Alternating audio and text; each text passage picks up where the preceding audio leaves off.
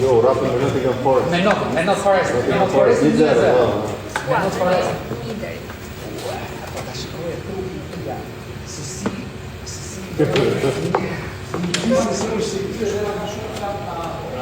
Ela? Jemi okay?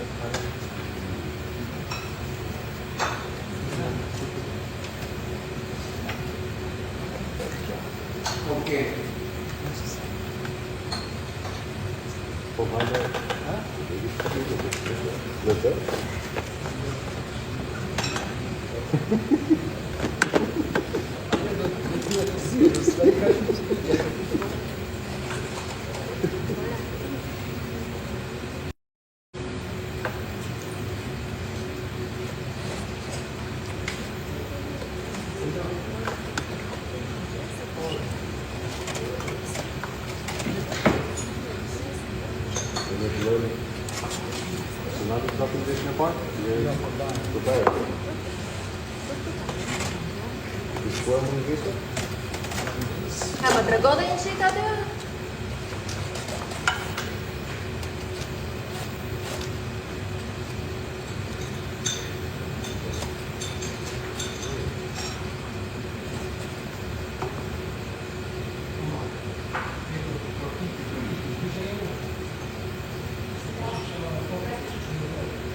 Ta bëjmë pak këtu pastaj. Shimar postao, Me të zezë, po jo shumë. Do dhe një të shumë që në mes. Nga sa më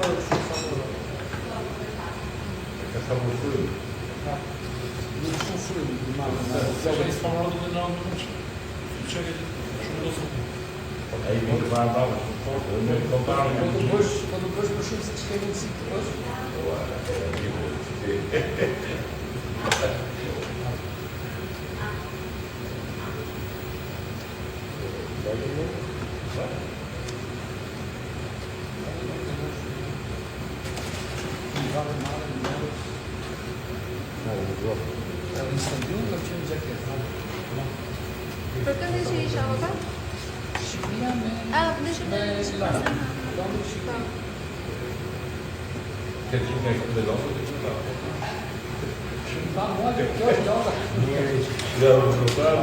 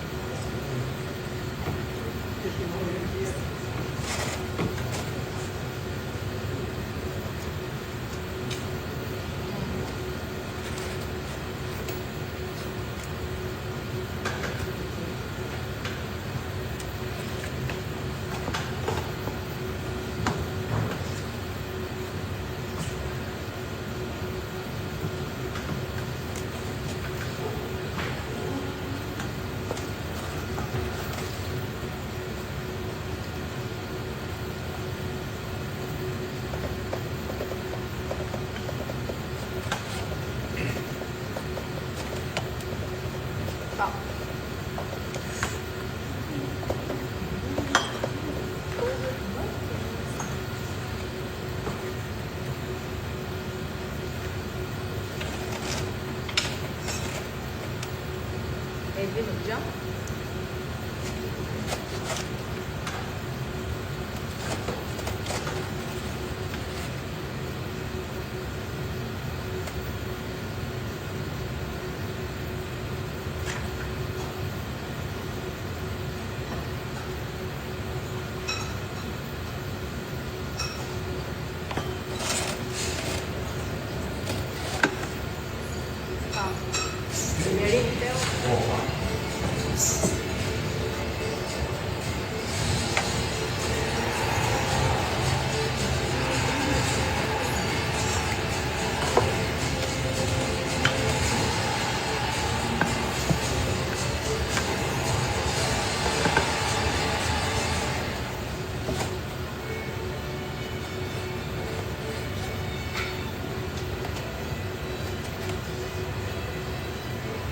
Mimbrëna është tring dhe të futbollit më emocionues së kontinentit. Orat çerek-finaleve kanë vëritur dhe skuadrat janë gati për të dhënë maksimumin e tyre në shpresën për të siguruar një bilet për në fazën e 31 majit. Në fakt nga Anglia në Gjermani, nga Spanja në Francë, në këto dy mbrëmje do të keni mundësi të përjetojnë një spektakël të jashtëzakonshëm në aktin e parë të këtyre sfidave. Në Londër Arsenali pret kampioni fushit të Realit të Madridit, ndërkohë që në stadiumin e finales së këtij viti, Bayerni e 1001 problemeve fatkeqësisht do të përballet me kampionët e Italisë, skuadrën e Interit. Përshëndetje miq të tring, nga unë Eva Murati, ritakohemi si gjithmonë në studio Champions League me miqtë e mi, Irin Zalla, Erjan Xhapa, Lorik Cana dhe avokat Endi Kisja. Duke patur në fakt ndërmendje që finalja e madhe 31 maj do të luhet pikërisht në impjantin që ata e njohin si shtëpinë e tyre, ky rutinë për Bayern Munich pritet të jetë me vërtet i veçantë. Megjithatë, me një skuadër jam të cunguar, ata duhet të përballen në këtë fazë finale me një kundërshtar që le të themi në të kaluarën i ka shkuar historinë, i ka përçuar jashtëzakonisht shumë punë. Kujtojmë këtu në 2010 fitonte ndaj tyre. Kujtojmë këtu që zikalët sigurisht nga ana tjetër do të përpiqen sërish të shkruajnë të njëjtën histori dhe të fitojnë ndaj Bayernit. Lori, keni nisë me njërë diskutimin bashkë, sepse është një ndeshje që me të vërtet bart jashtëzakonisht shumë histori brenda, ajo mes bavarezëve dhe Interit, megjithatë duket sikur dëmtimet e gjermanëve i kanë zbehur pak ato pritshmëritë e skuadrës gjermane. Zbehur nuk e di, gjithsesi mund ta kenë, le të themi, ndoshta niveluar më shumë sfidën. Okay. Nuk është e Bayernit më të avantazhuar në këtë? Jo, tani më është një 50-50. Okej. Nëse në fillim të shortit, ka akoma mendimi ishte që një diçka më shumë ka Bayerni, edhe çfarë kemi mësuar këto vite të fundit të shortit, sepse vërtet Inter ka bënë finale me plot merita para 2 vitesh, por Bayerni kemi mësuar të shohim në gjysmën finale në finalet e kompeticionit. Dhe të jep të një bindje. Ndoshta jo kjo gjenerat që të jetë më e bindura, por kampionati po rifitoi. Okay. Dhe në këtë sfidë betë gjithmonë ku ballafaqon këto klube të mëdha, Bayerni ka gjithmonë diçka më shumë se sa Inter. Historikisht, po të ishte Milani përballë, atëherë është i përballë që është pothuajse barabartë, ndoshta në këtë kompeticion më shumë në krahun e Milanit. Më shumë në krahun. Por nuk është në ato nivele Milani. Dhe stafetën ka bëj italian, po e mban Inter. Por sigurisht që e ka niveluar, por aty në përbërje të dyta skuadra ka lojtarë të jashtëzakonshëm dhe sigurisht besoj që do shohim një spektakël të vërtetë. E prisja deri diku nga avokati këtë koment, po megjithatë e mora nga Loriku.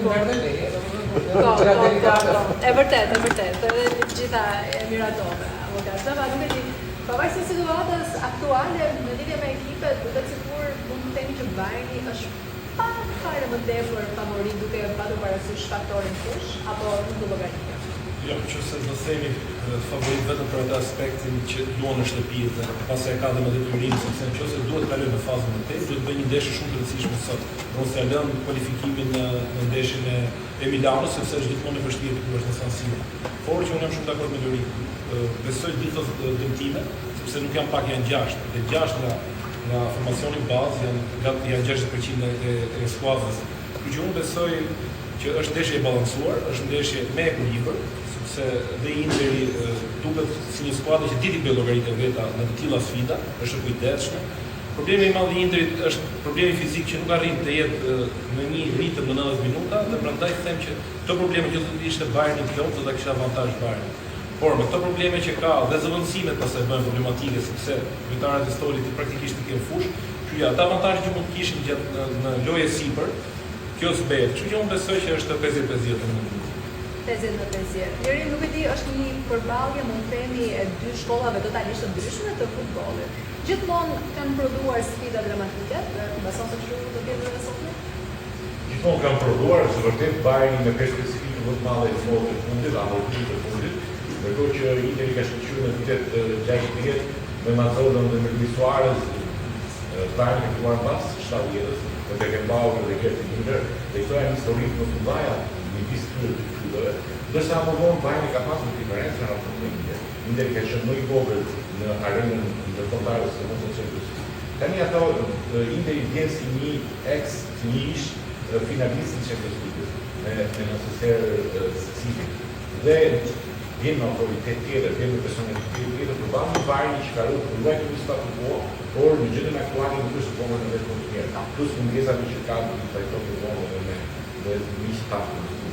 Besoj që është një ndeshje pothuajse e barabartë, është historike, i kemi të drejtë aty që parashtronë, dhe sidoqë që ketë Bayerni ton diferencë me partnerë, ton diferencë me rezultatet që ka në Champions, ton diferencë duke qenë një skuadër më e disciplinuar dhe më e vegël në gjithë aspektet. Më diferencën edhe në ditë të tilla, siç e kemi fiksuar edhe ne, në ditët e një probleme ka Bayerni. Patjetër, sepse Bayerni është relativisht ose normalisht një klub më i madh se sa Interi. Është një klub me pesë më të rëndë specifike në Europë, sa klubi Interi, ose shoqëria e Interit, shoqëria italiane dhe besoj që Bayerni duke luajtur në fushën e vet e ka një lloj koeficienti, sidoqë që kur luajnë në rrugën time në gjithmonë në këto. Avokat, nuk e di, mendon se për skuadrën e Interit janë kushtet ideale për të provuar për ndoshta një hap përpara drejt fazës tjetër. Shikon, është folur shumë për situatën e Bayernit, në se që stabilizimi shumë gjatë, por nuk është se edhe Interi po kalon formën më të mirë gjatë këtij sezoni. Po themi muajin e fundit, përveç se ka dëmtime dëmtimet varen nga skuadrat që ketë, dëmtimet që ka Interi që janë Dumfries dhe Di Marco, pra dy lojtarë titullar të krave, kanë mendojnë një pesë specifike pak më të lartë, pavarësisht se janë, ndoshta Musiala bën çik diferencën në të pikë dhe Davis, por janë për atë skuadër që ka Interi janë mendojnë më të vështira për të tejkaluar këto dy mungesa që ka Interi se sa mungesat e Bayernit. Dhe duke parë edhe faktin që në muajin e fundit Interi ka treguar brenda ndeshjeve, domethënë një lloj paaftësie për ta kontrolluar ndeshjen për të gjithë në 10 minuta, qoftë në kampionatin italian kryesisht. Kjo gjë mungesat e Bayernit më duket sikur janë domethënë se pa diskutim se janë lojtarë shumë të rëndësishëm, sidomos për përsërisë edhe një për mua Davis dhe Musiala janë dy lojtarë shumë të rëndësishëm për lojën e Bayernit. Por që edhe Interi ka problemet e veta. Kështu që nuk e shikoj komod Interi sot. Interi ka avantazhin që nuk manifestohet sot, por që ndeshjen e dytë do të luajë në shtëpi, sepse do luajë ndeshjen e dytë. Pra, Interi ka një lloj luksi po themi ose si të quajmë një lloj mundësie që sot të bëjë edhe një ndeshje pak spekulante, pak ashtu si di Interi. Në stilin më Ja pasove bukur, kështu që... Përpara se të hyrim në studio, unë bisedoja me Kevin Tapan, që do të jetë komunikatori në ndeshjet e ndërkombëtare i Trigut, po më thoshte janë tek mungesa. Po, janë tek mungesa, do të që i kanë pak. Jo, është vërtet që janë lojtarë që janë pjesë në ndeshjet e stafit, Pavlović, Musiala, shumë lojtarë Davis, Upamecano. Qona, e shojmë të tabelën e lojtarëve që mundojnë... Avokat, të lutem, ja ku e kemi edhe tabelën e lojtarëve që lufojnë. Kjo është shumë jemi të kënaqur problemi. Ka disa versione. Edhe Xhava, unë jam i pak kënaqur, domethënë pak kënaqur. Për kë je i pak kënaqur? Pak kënaqur. Shiko, këto janë në muajin prill, është e pritshme që skuadrat të kenë mungesa. Bayern i Larë që ka shumë mungesa, sepse në muajin prill ka konsum, këto janë skuadra që kanë luajtur tashmë gati 40 ndeshje domethënë, edhe është e pritshme këtë, njerëz janë këta për të gjithçka e. Jo, mua më vjen keq për Musialin sepse edhe forma e tij, edhe rëndësia e tij brenda lojës së Bayernit, i po rritet gjithmonë më tepër edhe me kontarën, domethënë ka nxjerrë lojra shumë të mira këto 2-3 muaj të fundit, domethënë. Dhe prandaj më vjen keq që në një mbrëmje siç është mbrëmja e sotme, sa do mungoj 8 javë, as javën tjetër. Mirë, vetëm pak sekonda të bëj një koment ose tabelën. Lekin deri një atë tabelën. Ja e kthejmë edhe një herë tabelën të lutem me listën e të dëmtuar të skuadra e Bayernit. Loje shumë njëjtës është. Edhe ky Upamecano 100 lekë shumë njëjtës është. Gjitha gapat që të eliminuar Bayerni nga Upamecano ka pasur. Ta do të që mungesa. Ta do të që mungoj se ata zëvendësues shumë. Jam dakord pasaj me Gjafon dhe me avokatin që vjen pak të poshtë Davis, Pavlovic, Kuman, edhe Musiala janë mundur. Po ata dy të marrë për edhe Lorik, nuk e di, teksa flasim për problemet e skuadrës së Bayernit edhe Interi, nuk është se ofron edhe ai shumë garanci, nisemi edhe pak nga ndeshjeve e kampionatit, të kujtojmë këtu të lutem edhe ato të kupës italisë kundër Milan, fitoi ndaj Udinezës, megjithatë rrezikoi për shumë pak të barazonte. Pra barazim me Milanin në kupën e Italisë, edhe me Parmën gjithashtu, shpërdoroi mund të themi një avantazh jashtëzakonshëm që mund ta kishte fituar absolutisht me Parmën. Shiko që edhe ky Inter nuk është se është aq e fortë, saç po besojmë edhe po mendojmë. Se vërtet kemi Bayernin në shumë problemeve, shumë kritikave, megjithatë Interi nuk është se të ofron as pak siguri dhe ka shumë problematika që i ka shfaqur së fundi. Po e shohim në tërësi të sezonit, mbetet një skuadër e cila ka performuar mirë dhe ka performuar shumë mirë. Është në krye të Serie A. Është në garë akoma në kupën e Italisë. Dhe është një nga skuadrat që ka siguruar kalimin e fazës grupeve në mënyrë le të themi më të lehtë apo më bindse.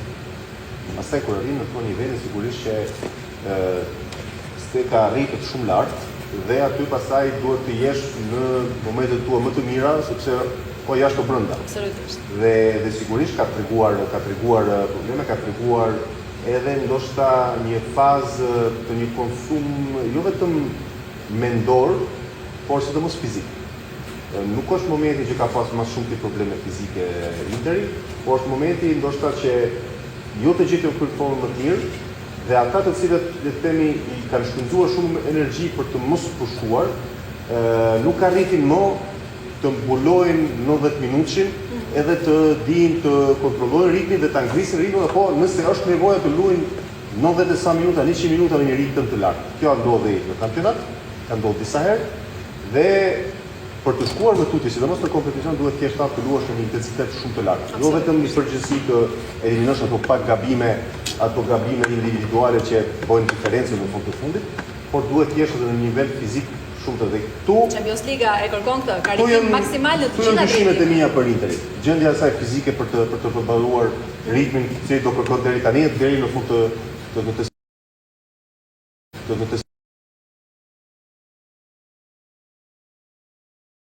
sezonit. Absolutisht, nuk e di, duhet ndryshoj diçka në lojën e vet, Inzaghi përballë skuadrës së Bayernit, apo duhet vazhdojë dhe qëndroj besnik atyre skemave që ka shfrytzuar ata gjatë gjithë, sepse jo edhe mekanizmave pak të lojës.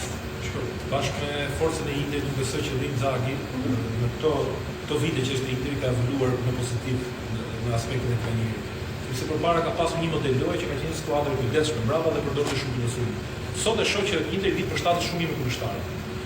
Dit për shtatë edhe me nivelin e kundërshtarit, sepse në të tilla ndeshje unë besoj që Inzaghi nuk do të guxojë që të bëjë ndryshe nga ndeshjet e tij më të vështira. Një skuadër që dihet të kujdesshme mbrapa, një skuadër që do të mundohet të shfrytëzojë hapësirat që lë Bayern, sepse do të pasur parasysh edhe probleme fizike që ka kjo skuadër që demonstron dhe në kampionat. Gjithmonë në bazë minutës 65-70 has vështirësi kundrejt çdo skuadre që luan në Serie A. dhe praktikisht nuk është në gjendjen e saj më të mirë për të luajtur në front hapur. Kundrejt një Bayern, një skuadër gjermane në aspektin fizik gjithmonë ka dominancë.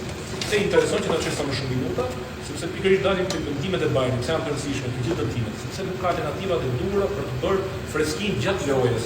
Dhe ku pastaj bëhet ajo balanca e dy skuadrave që ne japim 50-50. Sepse Bayerni nuk e ka gjatë garës mundësinë që të japë freskinë skuadrës lojtarë më shumë cilësi, duke qenë se i ka në fushën e lojës praktikisht, i ka të dëmtuar të tjerët. Dhe këtu them që ajo balanca vjen te Interi. Dhe Interi do luajë me atë kujdesin duke pasur parasysh që nuk harron asnjëherë që kanë ndeshjen e kthimit. Dhe italianët për llogari janë të jashtëzakonshëm. Sidomos tani që luajmë futboll që pothuajse 3-4-3 deri minimum 3 ndrime i ke. Përpara i kishte 3, por nuk ishte sigurt gjithmonë tani më janë 5 dhe pothuajse 3-4 lojtarë ke. Pjesë lojë për gjithë. Mund të jetë një faktor shumë i rëndësishëm. Diskutohet më ashtu. Po nga kjo pikpamje që Interi në skor nuk është se ka në mrekulli në pikpamjen e cilësisë. Mund të ketë çik në aspektin e energjisë, por janë të gjithë lojtarë në fund të strukturës, Xhaleci ka nga dëmtimi, s'na vjen mirë, po Aslani nuk është se ka qenë në maksimum. Di Marko gjithashtu është stol në nuk e jep Penduar, është me kartona duket. Nuk e jep Është edhe i Aslani, dënuar. Taremi, Zelinski janë jashtë. Po pra, edhe për Interin është pyetje, domethënë forma dhe aftësia për të gjetur në bankinë, përveç Fratezit për shembull në mesfush, por Fratezi këtij sezoni është më mirë funksionon, nuk është në garanci ajuteve për ndeshje si kjo. Që është shumë janë të dyja në moment domethënë nga bankina trajnerët nuk është se do asnjëri as tjetri nuk është se do kthejnë kokën e do gjeni një shpëtim kush e di se sa të madh. Në fakt Nuk e japin siguri, po mendoj që në gjithë se kam mungesën e të ka, këmë do të që se këto janë ekipe me shumë lojtarë, dhe ata lojtarë që kanë, së që këtë janë niveli profesionist, dhe jetë një ndeshje shumë mirë sonde. E besoj këtë, sepse Bayerni duan në mënyrën e vetë, është gjithmonë aktiv, gjithmonë në presim, gjithmonë në fizik, gjithmonë përton që të ketë sa më shumë territor në vendet e vera, dhe kjo është mënyra e Bayernit, vetëm ata rezerva që do vinë, të një të lojë do luajnë, dhe janë lojtarë përsëri të nivelit të kryesueshëm. Edhe Interi po kështu, unë besoj që ndeshja do të jetë shumë interesante sot. Duke i thënë edhe i çiki mungon ai i vi që mos shohim me gjë. Unë them do jetë ndeshje shumë e rëndësishme. Ndeshje vini se sa dëshive të ndeshjes, sepse është Bayerni që vetëm ti mesazhet që do marrësh nga që mos e tregojmë në gjitha gjërat. Vetëm që ty dy shoqja do ta shohësh ta pas Arsenal si tifozi vjetër i Bayernit. Se ka filluar presioni i madh i jashtëzakonshëm me mesazhe, ëh? Ka një punë.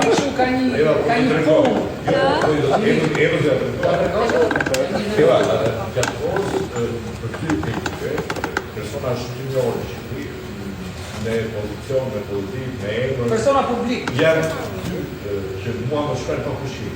Shkojnë për Real Madridin dhe për Bayernin. Që prandaj ata kanë të thotë që ti do të shkruaj sot për Bayern. Unë mendoj që do shkruajnë, nuk do shkruajnë se do fitojnë. Mirë, po Bayerni është ndeshja gjatë shkruajnë.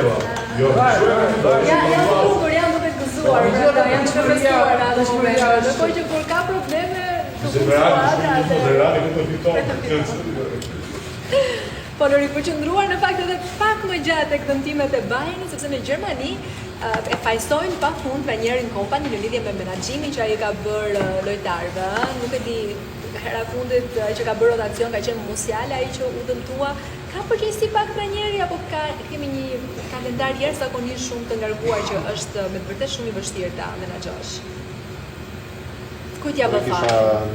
Nëse mund të drejtojmë gishtin deri Kalendari. Sigurisht që trajneri ka ato ideat e veta, ka dhe mënyrën se si përgatit ndeshjes, si përgatitet në faza. Fazat e gjata që kanë të bëjë futbolli përgatit, një 3 mujosh, 6 mujosh, në thellë javët, në brenda javës, edhe duke i parë. Tani moment kemi mërë në një moment të futbollit ku dhe analizat dhe statistikat nuk të lejojnë të gabosh shumë në gjendjen fizike të të lojtarëve. Ajo që është për të menaxhuar sigurisht atë është pjesa e grupit, po përballemi tani më me një ngarkesë në kalendar të cila nuk ishte provuar deri më sot. Ne kam qenë vetë një pjesë një futbolli e cila në kanë ishte shumë Tani mua kanë quar në tjetër, sidomos kur po dojmë në shtu kompeticione të ri si kampionati botror i klubeve, Nations Liga, le të themi klube që po qëndrojnë te 20. Sa për të thënë një fjalë, janë rritur gjithashtu edhe pagesat jashtëzakonisht shumë. Ndoshta për ta justifikuar deri çdo gjë të lodhje të jashtëzakonshme. Dëmtimet si eliminon. Nuk është që do ndikon shumë në gjendjen fizike të lojtarëve. Trupi njeriu do të me paratë që kanë në llogari bankare, Jo. lodhet më pak. Pak më tepër. Sa kuptova unë që diçka tjetër. Ka të shumë që bëhen më pak ndeshje, pas njerëz ka kërkuar Të paguhen më pak. Mirë, shiko. Si, të bëjmë një ndeshje në javë dhe të marrin kaq shumë miliona. Jo, këtë s'e bëjnë do. Po pra këtë mi që Nuk e bëjnë do. Jo, se ma 12 euro. Mandena e fillon bisedën me dëmtimet. Po. Një lojtar nuk zgjedh për të dëmtuar. Nuk zgjedh një lojtar për të dëmtuar. Nuk kërkojnë nuk thonë asnjë që ai uli rroka se kanë bënë më pak ndeshje. Sigurisht. Nuk Po presim akoma që të ketë ndoshta në kërkesë. Asnjëherë. Shiko, futbolli ka provuar këto figura futbolli, ne mendoj që ka provuar gjithçka që mund të provonte. Sepse edhe për ne që jemi të apasionuar po zhvillimin këtu, nuk e dia të kemi nerva të shikoj futbollin e klubeve në Amerikë në korrige. Nuk e mendoj që televizori, po. Avokati Jo, s'ka të bëjë. Nuk jo, absolutisht. Jo, nuk ka të bëjë.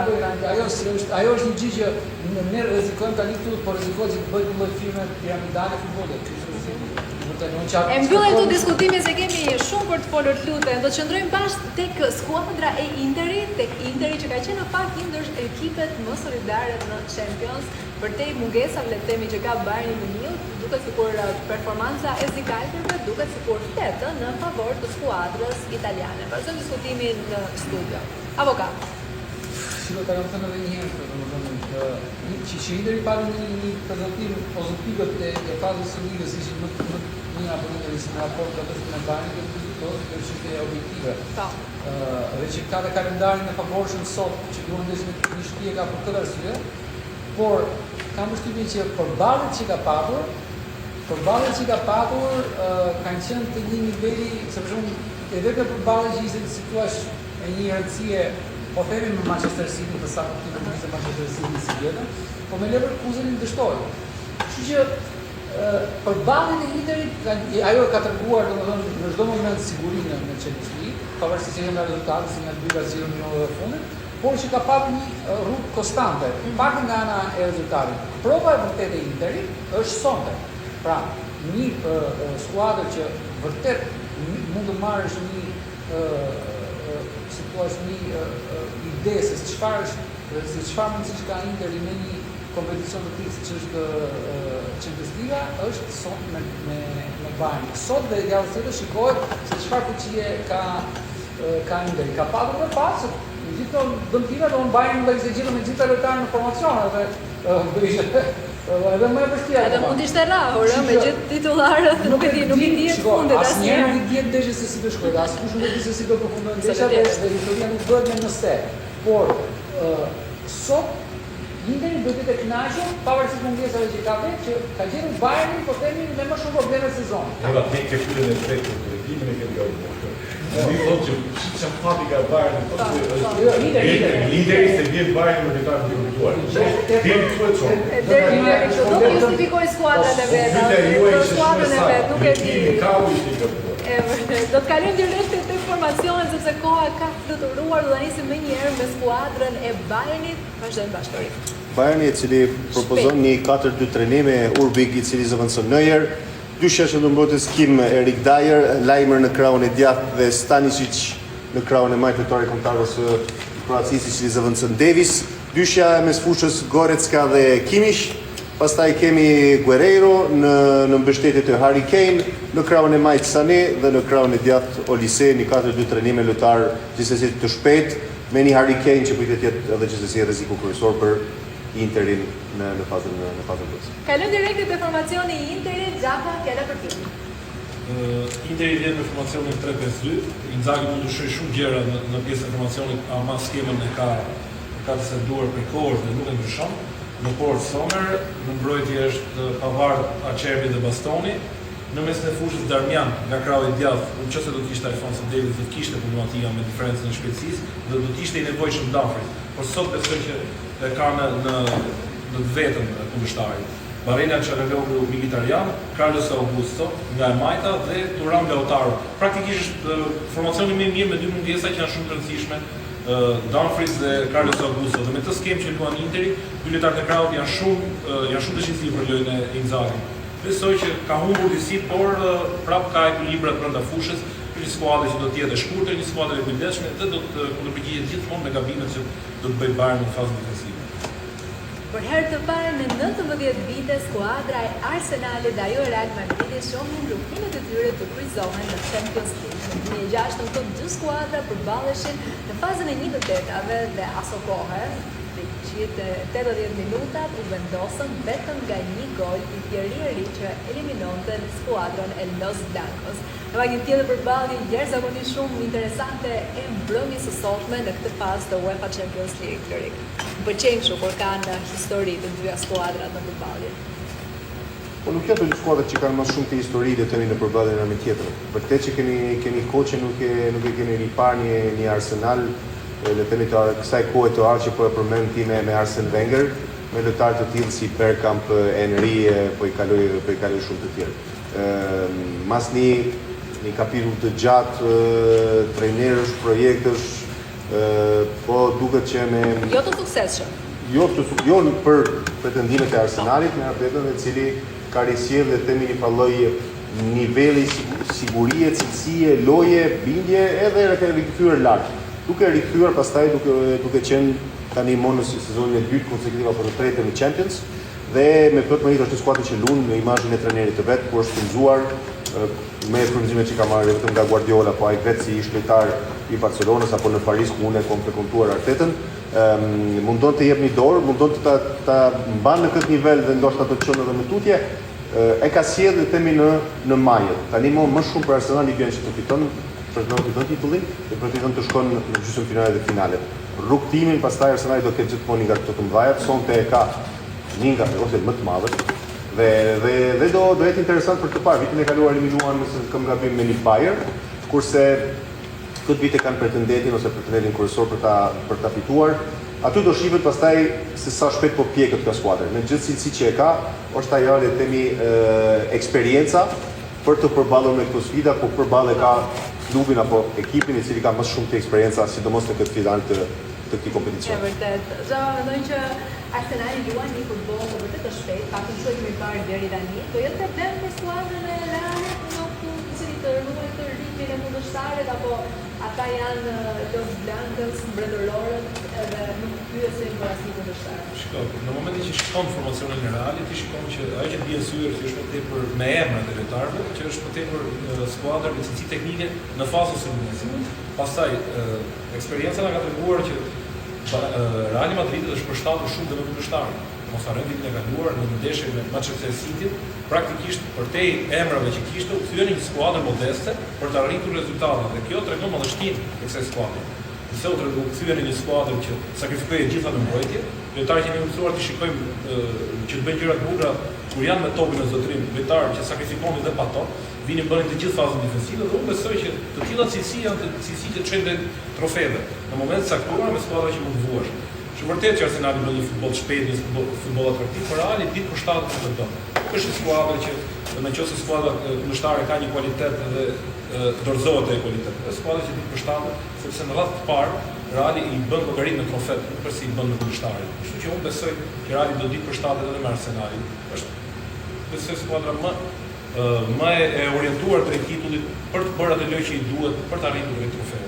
Absolutisht. Lirim, mendoj që skuadra e Arsenalit është skuadra më e fortë që ka hasur Arsenali në këtë Champions, përtej Cityt, përtej Atleticos Madridit. Duket të kur themi skuadra e Arsenalit është më e komplikuar deri më tani, edhe më e kujdesshme, do shtoja unë këtu. Si mendon? Deri këtu po. Tani gjërat më vështirësohen. Është shpalla më e vështirë në absolut.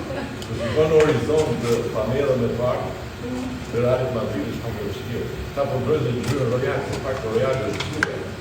Ta dhe banë që për Royal. sidomos të Champions. Ta kanë ikur shumë përpara. Është një skuadër shumë e konsoliduar, një trajner nga më të mirë në botë sot për sot.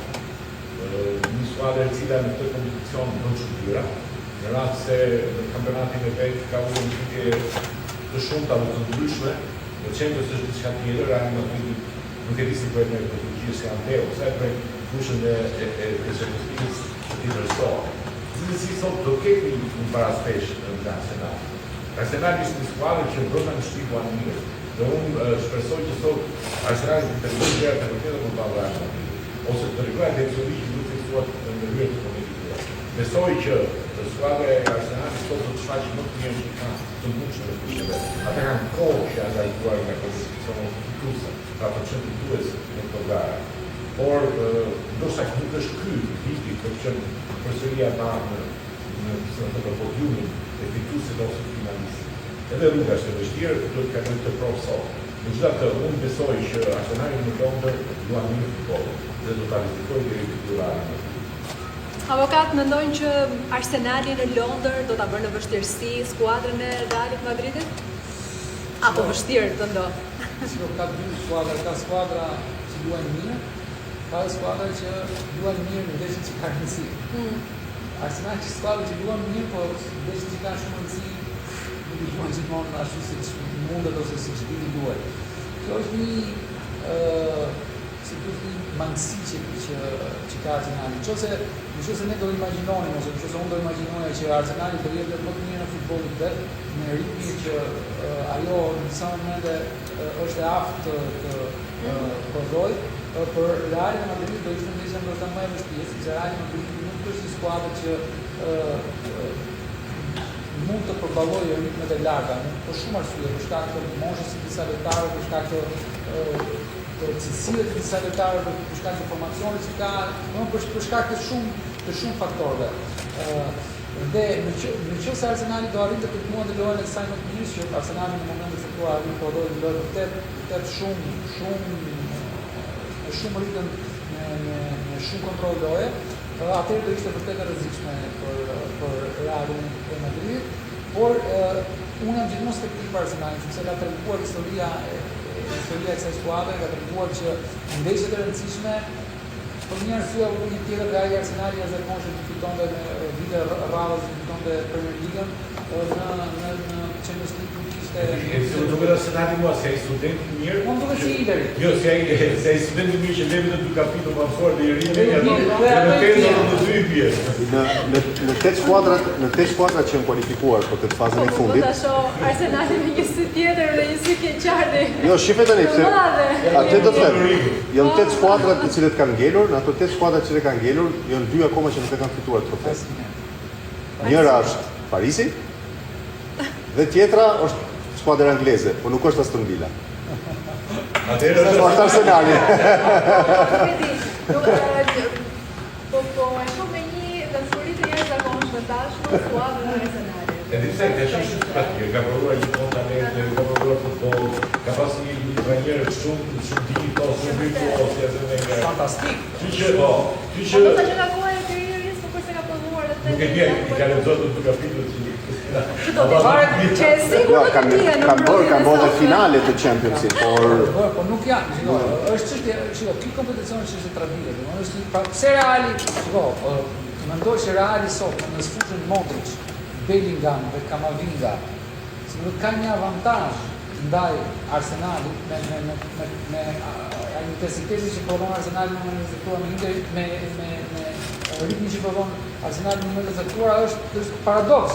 Të gjithë mendojnë që Arsenali ka një avantazh të zakonshëm, ka ritmin të zakonshëm. Por zotësia dhe aftësia dhe aftësia e lojtarëve për të lezuar situatën brenda lojës, për të imponuar ritmin e vet, për mos ta lënë lojën që të shkojë në një drejtim të caktuar, për ta marrë topin e tjerë, pra gjitha këto gjëra i çojnë që të prapë ne të gjithë jemi detyruar të themi që është Reali favorit. Reali favorit. Dhe ka një problem absolut. Arsenali s'ka se mund. Arsenali vuan nga kjo sëmundja spanjolle që hapësira e sëmundjes. Për ta mbyllur. Okej, mungesa e sulmuesit, qëndrojmë tu dhe mungesa e sulmuesit deri që mendoj që ka le të themi dëmtuar jashtëzakonisht shumë skuadrën e Arsenalit. dhe sa ka arritur trajneri Arteta që të vazhdojë të përshtat skuadrën të luajë pa një pikë referime. Duket shumë e vështirë. Por diçka të cilët besoj e ka mësuar. E ka mësuar edhe në eksperiencën që ka pas me City. Dhe besoj edhe çfarë është bërë edhe në futbollin spanjoll disa herë. Mua asnjëherë nuk më kanë bindur. Nuk më kanë bindur asnjëherë sepse në fund të fundit janë ata të cilët gjithmonë deshtet dhe topin, por nuk e sjell aty dhe të duhet dikush aty gjithmonë që të ndipre. Kjo ka qenë gjithmonë dhe City e fitoi kur u rikthye një 9-8. Por janë disa momente në sezoni ku ti e shef edhe formën, shef edhe drejtimet, shef edhe kon ke përballë dhe vendos një strategji të tillë. Dhe llogaritë që janë lojtarë të tjerë, si lojtarë të kraut apo sulmues të cilët vinë dhe mbushin zonën, por në atë moment duhet të jenë atë që duhet praktikisht në zonën e kundërshtarit. Por Arsenali ka disa lojtarë të shpejtë, ka disa lojtarë si Martinelli, i cili mund të bëjnë diferencën. Pastaj në fund do shohin çfarë do prodhojnë. Gjithsesi, kur ti e ke në mendje një skuadër të tillë, është një skuadër pa që si një skuadër që luan në zonën e kundërshtarit. Nuk besoj që do e shohim vetëm këtë në 180 minuta, sepse do ketë Reali kohën e vet, mundësitë e veta. Pastaj është një ekuilibër që duhet gjetur. Fatin të madh që e ka dhe ka qenë diçka shumë e rëndësishme gjë që i ka munguar për vite Arsenalit.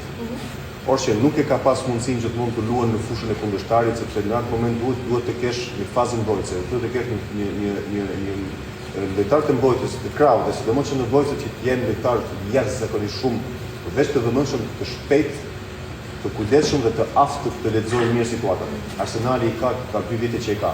Ka Saliban dhe ka atë brazilianin që i mungon sote, dhe janë lojtarë të jashtëzakonshëm në këtë pikë. Dhe ajo i ka ndihmuar shumë që të mban këtë mundësi loje. Gjë që po vuan shumë City në këto momente.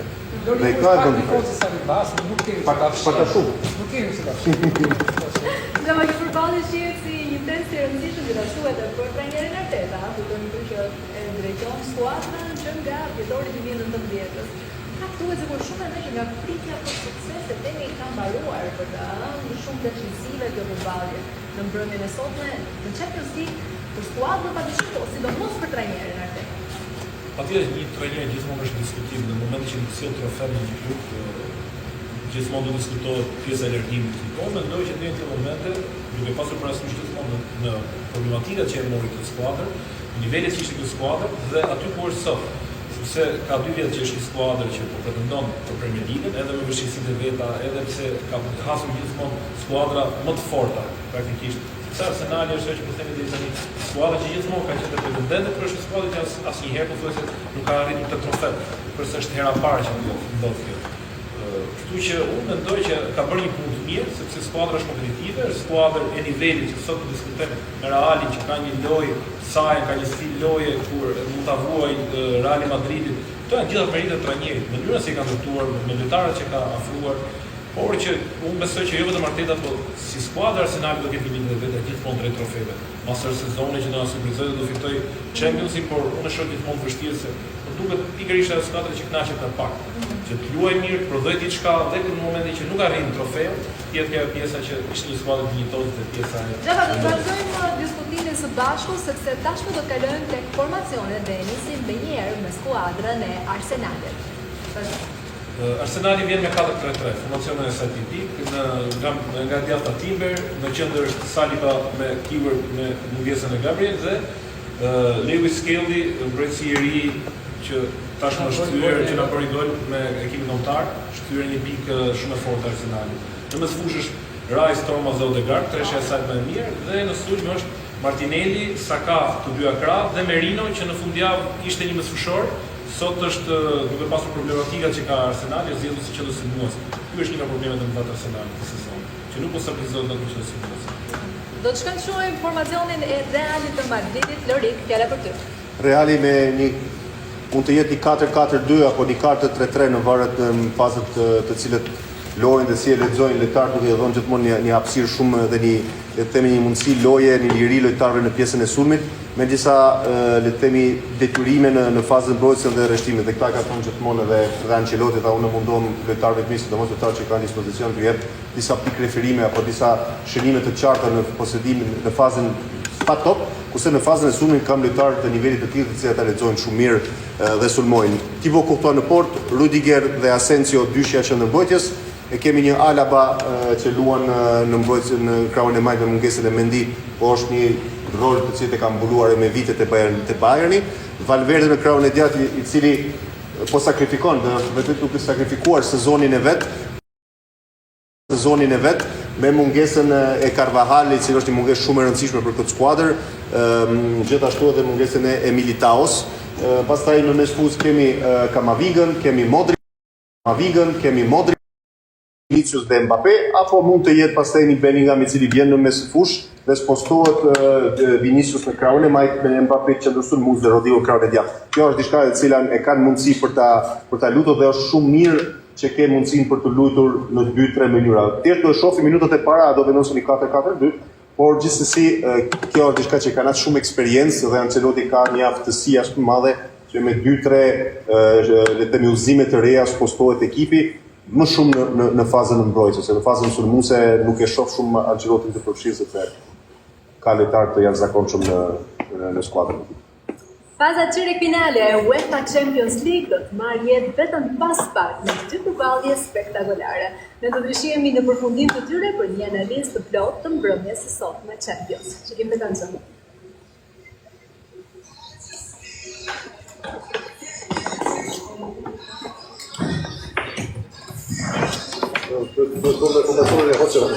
Po pra pa që vëllë. Do të mos të telefonin here.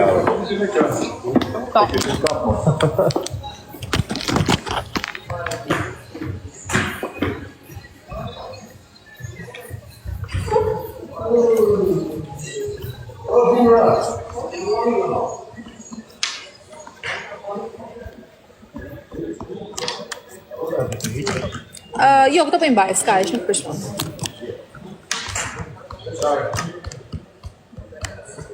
Pse ka pak mirë?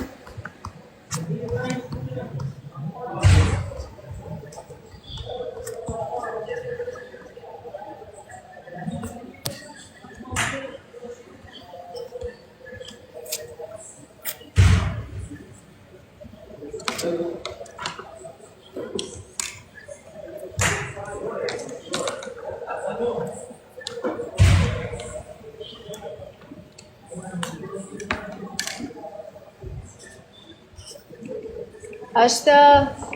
Dhe gjohë, do vi për një mes në staj, okej, më që da një të hapë, do vi për pak.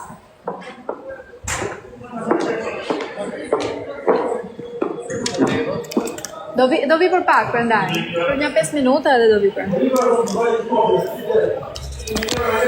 Okay, guys. I don't know why there's so few of you today. Maybe you didn't know that it was Champions League Day and I was gonna be on live. But I don't know if there is any problem. Like, I think I somehow fixed the internet problem. But I'm gonna go now because I have a lot of shootings to do, as I usually do during the show. I think, who do you think will win, Real or Arsenal? I think Arsenal will win today, but the next time Real is gonna win. Hi, hello everyone.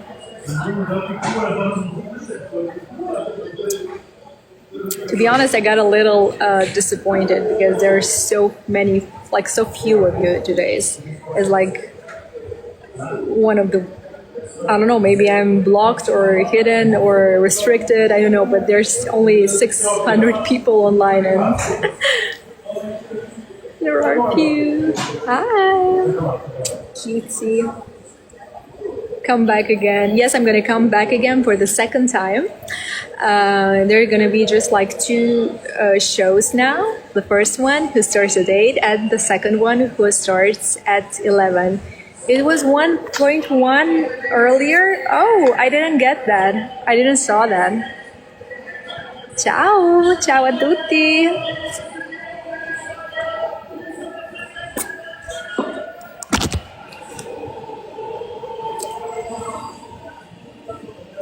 Like, to be completely honest, I didn't thought that I was gonna fix the tripod today because like a part of this tripod didn't I didn't bring it with me. Ooh, that is so cute, like the music parts. Sai contare da 5 a 0 in italiano? Sì, so contare, ma ok, il fatto che la stai chiedendo 1000 volte mi fa pensare a qualcosa di male. Così no. Do I kështë të komentosh ndeshjen? Jo, nuk do I këtë komentoj ndeshjen. Njëra nga ndeshjet këtë të Realit me Arsenalin do ta komentoj Glendi Tafaj, kolegu I Serie A-s në Tring. Kështu që unë tani jam në momentin e xhirimeve, por shumë pak do ike, sepse do të shoh pak ndeshjen. Oh, that is so cute, Emma. So just letting you know. Oops.